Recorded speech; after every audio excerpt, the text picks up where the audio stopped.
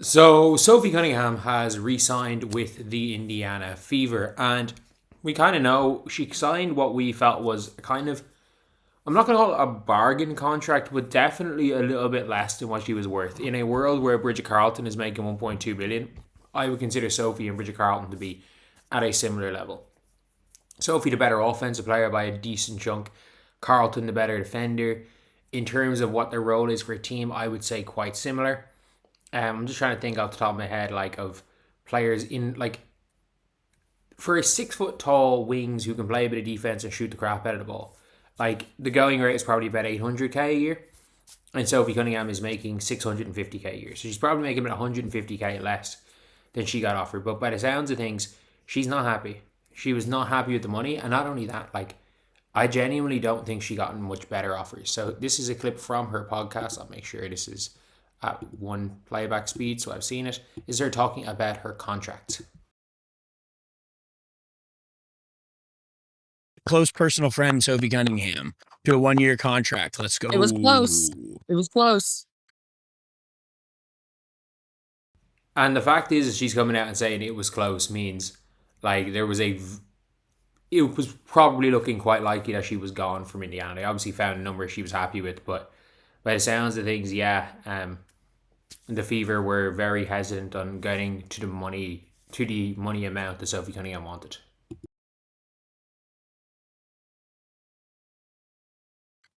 Can I be nosy right off the jump?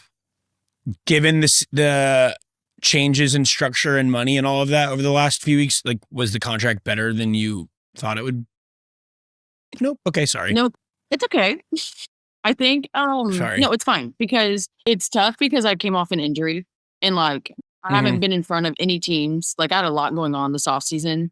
Yeah. And I was fully cleared. They had all the doctors, they had the numbers and everything. But if you don't get in front of these people, then it's like, hey, like, are you actually good?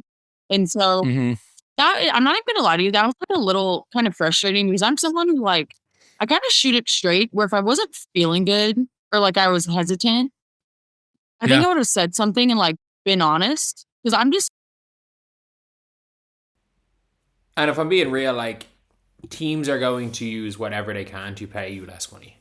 Like it is unfortunate, but teams clearly saw this and what was going on with Sophie, and they saw the injury last year and were like, you know what, we are going to be looking at this situation, and it's like, look, we're not paying someone coming off this injury this amount of money.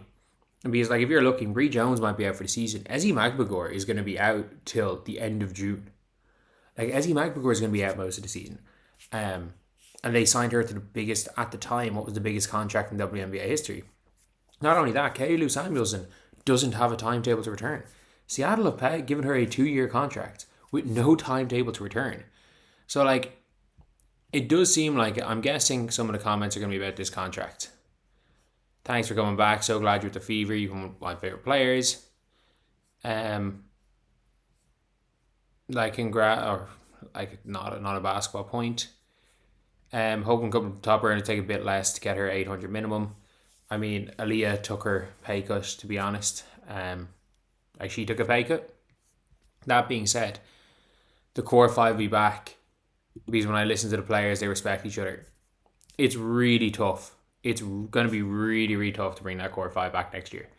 Like, I think we have to probably be like expecting two of them, the two that aren't under contract, to be gone next year. That being Kelsey and Sophie. Like even Kelsey talking about how, you know, like that Caitlin and Kelsey and Aaliyah were talking about coming back, and I mean Kelsey was court, she couldn't really go anywhere else. But it's like Kelsey, people are like, oh, you know, Kelsey, she made it work for these to come back. Like Kelsey literally took the Supermax. Kelsey took the Supermax this year, and like I don't see Kelsey Mitchell. I think she wants to be in Indiana, but like from what I have heard, I could be wrong with this, and if I'm wrong, I will say it. But from very good sources, Kelsey Mitchell wanted to sign a multiple year deal with Indiana, and the Fever said no. The Fever said, we cannot pay you this money long term. We will give you a 1-year deal. So I don't think we should expect Kelsey Mitchell to be on this team next year. And by the looks of things with Sophie Cunningham, Aaliyah Boston goes from, I think this year she's making like 13% of the cap to 20% of the cap. So she's making an extra 7% of the cap. Like, she is making $700K more next year than she is this year. So realistically, the Lexi, Mo Billings, and Aaliyah are taking up 2 max slots combined.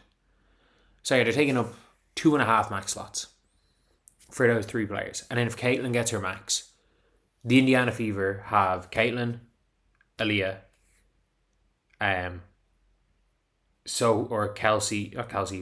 Lexi, Mo Billings, whatever their 2 first round picks are in salary, plus minimums. That's kind of the team they have to put together. And New York Liberty. Everyone talks about the Liberty having 4 max players. Satu took Lexi money. 3 players taking the regular max. And what's your name? John Quells is under the regular max for the next 2 years. And the rest of the team is literally on the minimum. Beck Allen's the only player not in the minimum. She's making like 50K over the minimum. So yeah, it is a interesting scenario, but Sophie clearly not happy with the contract. She wanted more money, and my expectation is I think she wanted a long-term deal. I reckon that she could, if she has a season even comparable to last year's season and then just sticks and is just healthy for the year, she's probably looking at maybe 900K. Especially because that 900K next year, start from next year's contract, is the equivalent of 700K this year. She's probably looking at about 900K-ish for 2 years for a team that kind of isn't ready to be good yet, but Sophie Cunningham sells jerseys and keeps the team kind of relevant. Like, I would expect that to happen. And look, Sophie being pissed off at the contract, I mean, rightfully so. We all said that she got shafted. Everyone knows that she got shafted. Like, I'm not joking. Like, there is no basketball argument really for Lexi Hull over Sophie Cunningham. Like, Sophie is the much better basketball player. I think Lexi's good. And this is not me being negative to Lexi Hull. It's me being more positive towards Sophie Cunningham. I think her passing, her connected play, her the one thing is that you get more defensive plays at Lexi Hull. You get more hustle plays at Lexi Hull. But I'm sorry, if you have the hustle over another player, but another player has every other aspect of basketball over you, I'm still going for Sophie over Lexi. I think Sophie, there's a reason why. So, Sophie took Dewana's spot in the starting lineup. Then Sophie got injured. Dewana came back in. And then Dewana was garbage. Sophie was still kind of carrying a bit of an injury. Lexi ended up taking Dewana's spot. And then eventually Sophie took Lexi's spot when Sophie had like a 10-game stretch where she was probably as good as Aaliyah for a 10-game stretch last season. So yeah, I think she's rightfully pissed. I think most players that played at her level last season that weren't going to New York have made a lot more money than her. But anyway, yeah, that's the video. See you guys.